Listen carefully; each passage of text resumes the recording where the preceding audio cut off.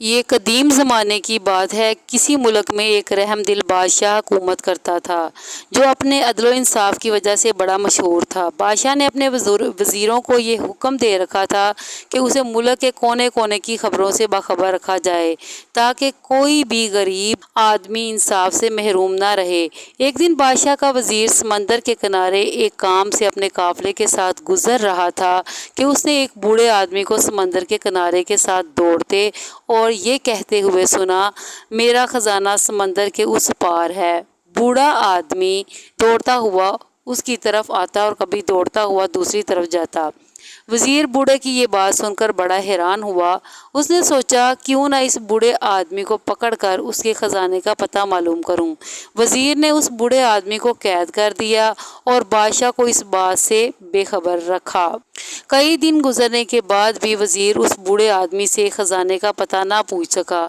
وزیر نے سوچا تھا کہ میں بوڑھے آدمی کا بتایا ہوا خزانہ حاصل کرنے کے بعد ملک کا امیر ترین آدمی بن جاؤں گا، مگر اس کا خواب پورا نہ ہو سکا۔ بوڑھے آدمی کو روز مارتا اور کہتا اور ایک ہی سوال پوچھتا کہ خزانہ کہاں ہے، مگر بوڑھا ایک ہی جواب دیتا کہ میرا خزانہ سمندر کے اس پار ہے۔ روز ایک ہی بات سن سن کر تنگ آ چکا تھا۔ وہ سمجھ گیا کہ بوڑھے کے پاس کوئی خزانہ نہیں ہے۔ اگر کوئی خزانہ ہوتا تو یہ پھٹے پرانے کپڑوں کے ساتھ سمندر کے کنارے زندگی بسر نہ کرتا۔ یہ تو کوئی مجھے پاگل دیوانہ لگتا ہے۔ کیوں نہ میں اپنے دل کی میل کو صاف کر کے یہ ساری باتیں بادشاہ سلامت کو بتاؤں۔ ہو سکتا ہے یہ بوڑھا آدمی بادشاہ کو ہی خزانے کا پتہ دے دے یا اس کو پاگل سمجھ کر چھوڑ دے۔ وزیر نے یہ سارا معاملہ بادشاہ سلامت کو بتایا۔ بادشاہ نے اپنے خادموں سے کہا، اس بوڑھے آدمی کو صاف ستھرے کپڑے پہنا دو اور کھانا کھلا کر میرے پاس لے آؤ۔ پھر بادشاہ نے کہا، بابا جی آپ کا خزانہ کہاں ہے؟ بوڑھے آدمی نے پھر وہی جواب دیا کہ میرا خزانہ سمندر کے اس پار ہے۔ بادشاہ نے وزیر کو حکم دیا کہ بوڑھا آدمی جہاں کہتا ہے اسے وہاں لے جاؤ۔ وزیر نے سفر کی تیاری شروع کر دی۔ اگلے دن صبح سویرے گھوڑے تیز رفتاری سے دوڑتے چلے جا رہے تھے۔ پھر مختلف راستوں سے گزرنے کے بعد ایک جگہ زمین نرم ہونے کی وجہ سے بادشاہ کے وزیر کا گھوڑا زمین میں پھنستا چلا گیا۔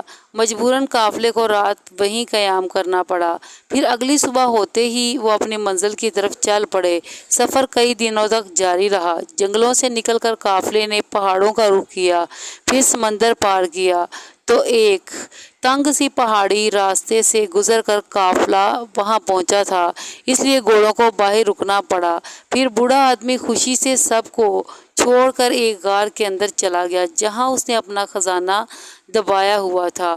غار کے اندر جا کر بوڑھے آدمی نے قافلے والوں کو آواز دی، آ جاؤ میرے ساتھیو، خزانہ مل گیا ہے۔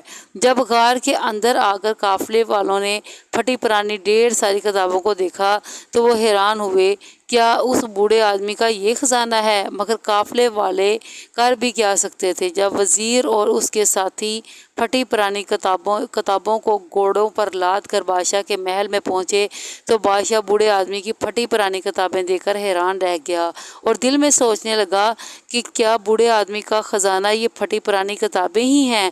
مگر بادشاہ عقل مند تھا۔ اس نے بوڑھے آدمی سے پوچھا، بابا جی آپ ان کتابوں کی قیمت مجھ سے کیا لیں گے؟ بوڑھے آدمی نے جواب دیا، میں یہ کتابیں کسی قیمت پر نہیں بیچوں گا، کیونکہ یہ کتابیں میرے بزرگوں نے اپنے بزرگوں سے لی تھیں۔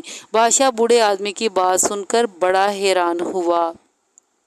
بادشاہ نے ایک مرتبہ پھر بوڑھے آدمی سے کہا، آپ مجھ سے ان کتابوں کے بدلے میں آدھی بادشاہت لے لیں، کیا آپ کو یہ سودا منظور ہے؟ بوڑھے آدمی نے پھر کتابیں دینے سے انکار کر دیا۔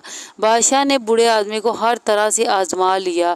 بوڑھے آدمی نے آخر کار کہا کہ بادشاہ سلامت، اگر آپ مجھے ساری بادشاہت بھی دے دیں تب بھی میں اپنے بزرگوں کی امانت کو آپ کو نہیں دوں گا۔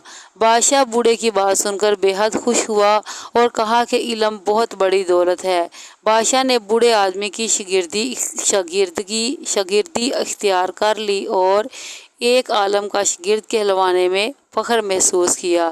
بے شک درخت اپنے پھل سے اور انسان اپنے عمل سے پہچانا جاتا ہے۔